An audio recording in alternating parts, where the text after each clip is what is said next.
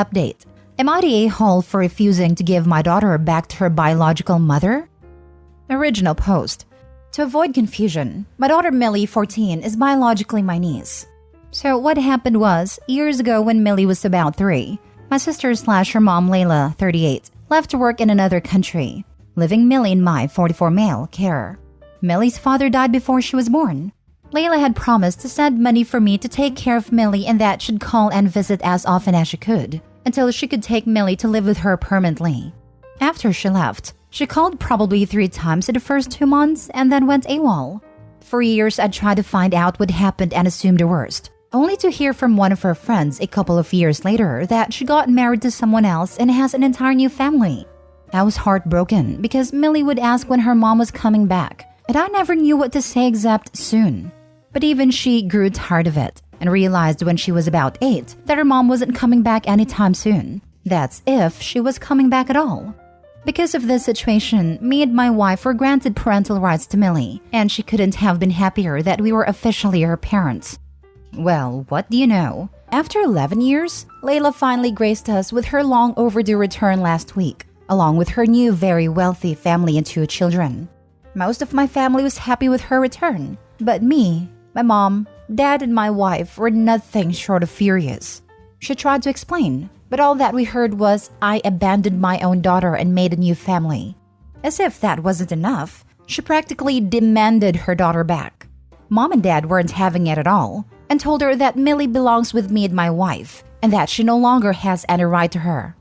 Welp, there she goes, screaming at me about stealing her daughter because I was infertile. And to hear that coming out from her mouth hurt me in a way I've never been hurt before, to the point where I cried and left. Me being infertile's always been my weak point, and for her to casually bring it up like that despite being my sister, broke me. For the next days, I prevented her from contacting Millie, and I haven't told her that Layla is back, because I'm scared I will lose my daughter.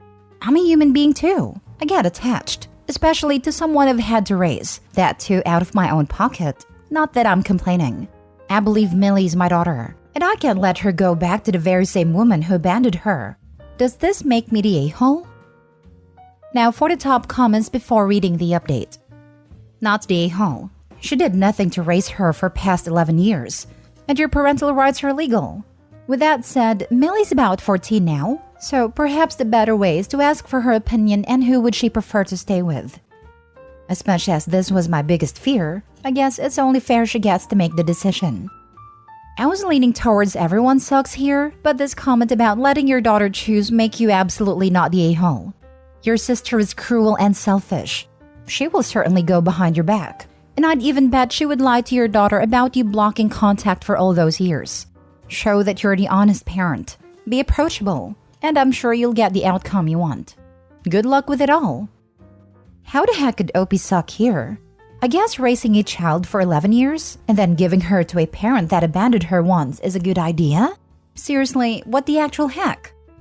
Not the a-hole. You are her parent. If the state has granted you parental rights due to child abandonment, you are her parent. If your daughter wants to see her biological mother, I wouldn't prevent her from doing it at the end of the day. However, you are still her parent. Edit. I'd like to thank each and every one of you. All your criticism is valid, and I really appreciate you guys for making me realize that I might lose my daughter by keeping the return of her mom away from her. I'd also like to apologize for the way I've phrased some of the things. By no means do I think of my daughter as some possession. She is her own person and doesn't belong to anyone. As such, I've changed the phrase belong to belong with to accurately represent what was meant. I love you guys for all the support you've given me, and I definitely will consult a lawyer. Me and my wife have agreed to tell Millie about her mother tonight, and we will make sure it's all about how she feels and not about us. Now for the first update. I would like to apologize for not responding to the comments and messages I've received lately. Things have been tough ever since we told Millie about Layla's return. After all the support and advice, you deserve an update on the situation. I don't even know where to begin, really. Everything has been a mess. Way too much happened the day after we told Millie. Since there's no word limit here, I'll try getting into as much detail as I can. That night, we told Millie that Layla had returned, and for a good few minutes, she was looking at us, as if waiting for us to say we were joking. But after she realized we were not, she broke down into tears and it hurt. Of course, she wanted to know more, and though we were hesitant, we ended up telling her about Layla and her new family. I had never seen her that furious. She was all over the place, throwing stuff around, and we let her because she needed to let it all out. For the night, she refused to talk to me since I should have told her the moment she came back, and my wife stayed with her for the night. Her anger subsided by morning, and we patched things up. At first, she wasn't sure if she wanted anything to do with Layla, but we let her make that choice, and she wanted to see her. And oh, so God help me with that woman. We set up the meeting for Millie and Layla, but she brought her entire family to the house, along with her expensive gifts, and everything went downhill from there. I need to mention a very important part that should have made Layla realize she truly abandoned Millie. Along with the family was her sister-in-law Tanya, who's about the same age as her. When both of them entered, Millie could not even recognize who amongst them was Layla, and they looked worlds apart from each other.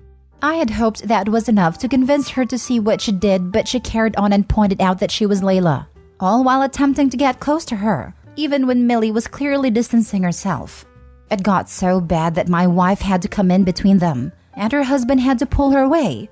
That's when she started yelling at my wife for coming in between her and Millie, also accusing my wife of replacing her. What was there to replace? She was never there to begin with. And wow, what a first impression she made to the kid she abandoned. Millie became infuriated once more and things were said.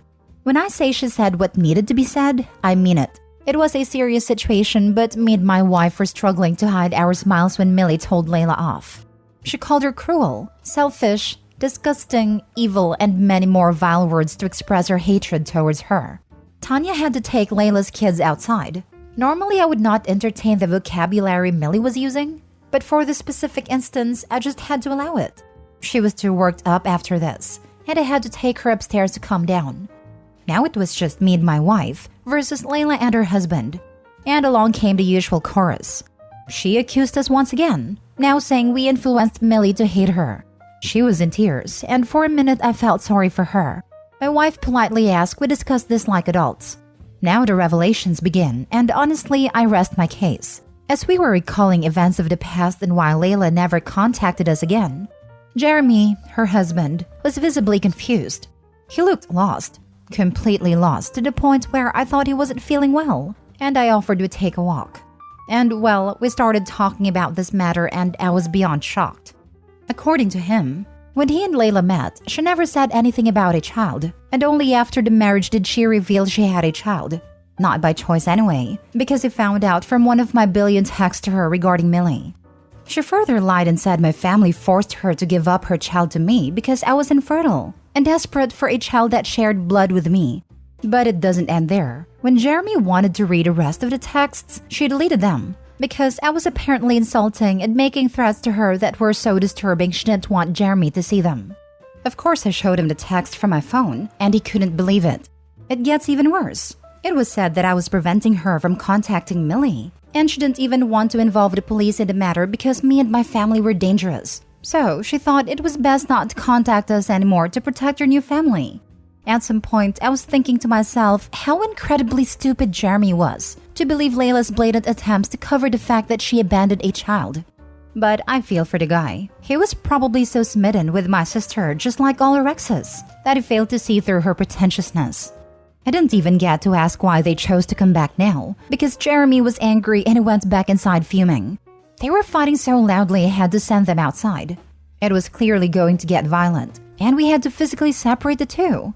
Jeremy took Tanya and the kids and left, leaving Layla there.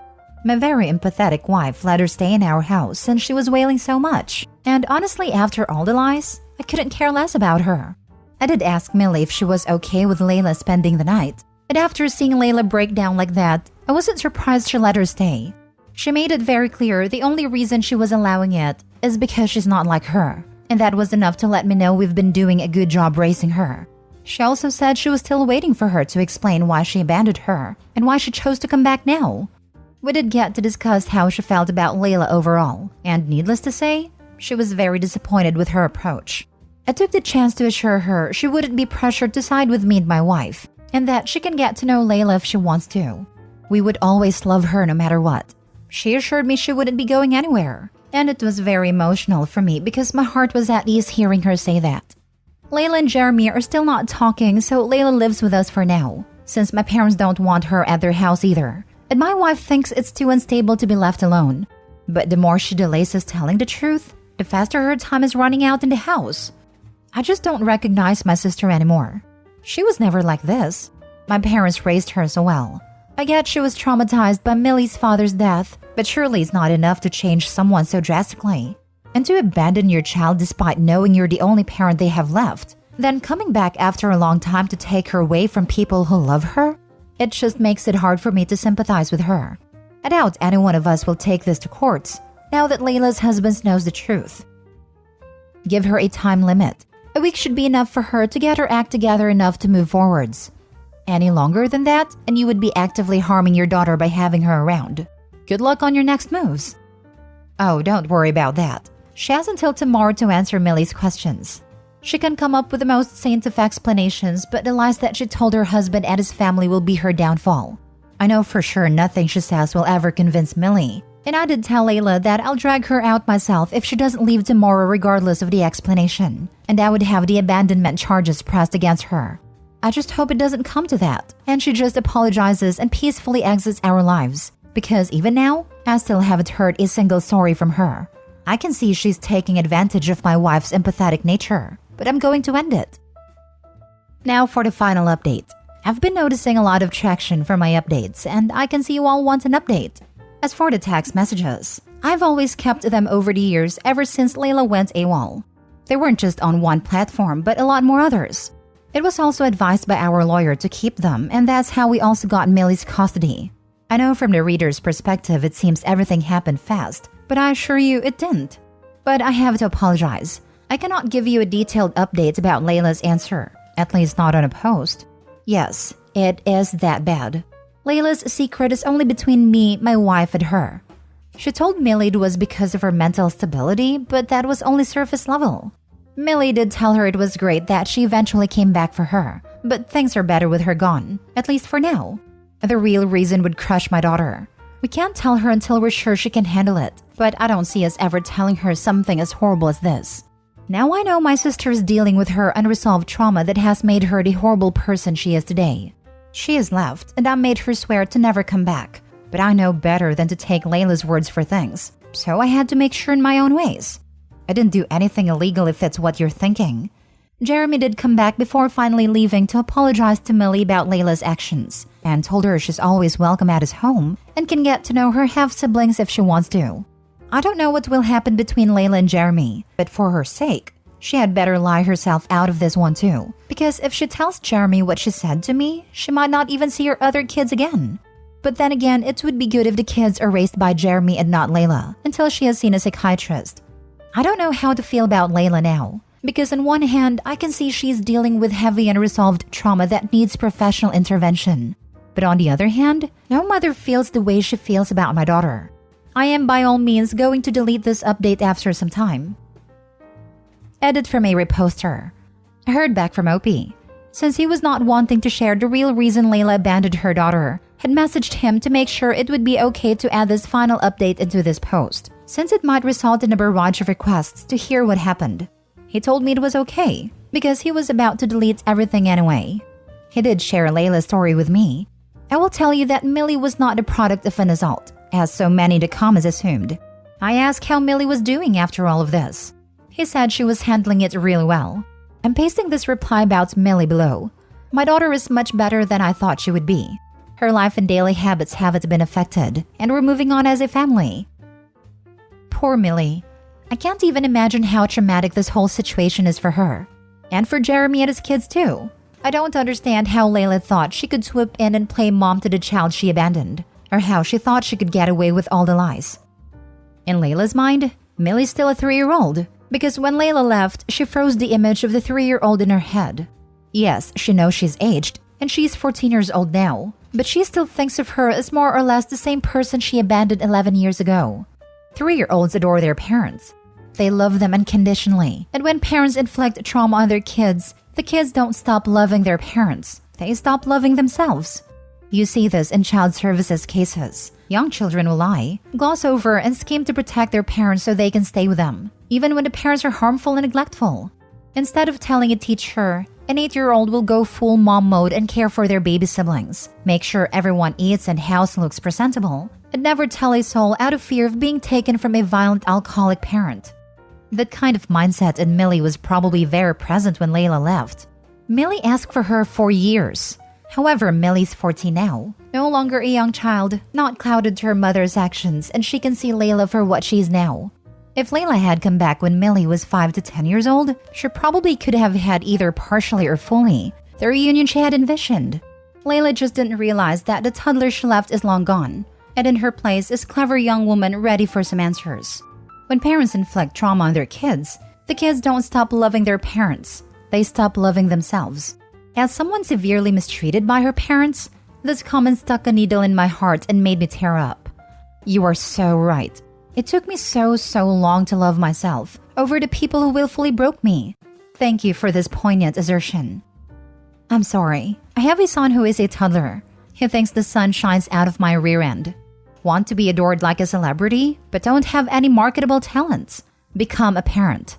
My son thinks I am the finest chef, the funniest comedian, the most beautiful and smartest person, and the kindest, most wonderful human being in the world. Sometimes I need to do things he doesn't like.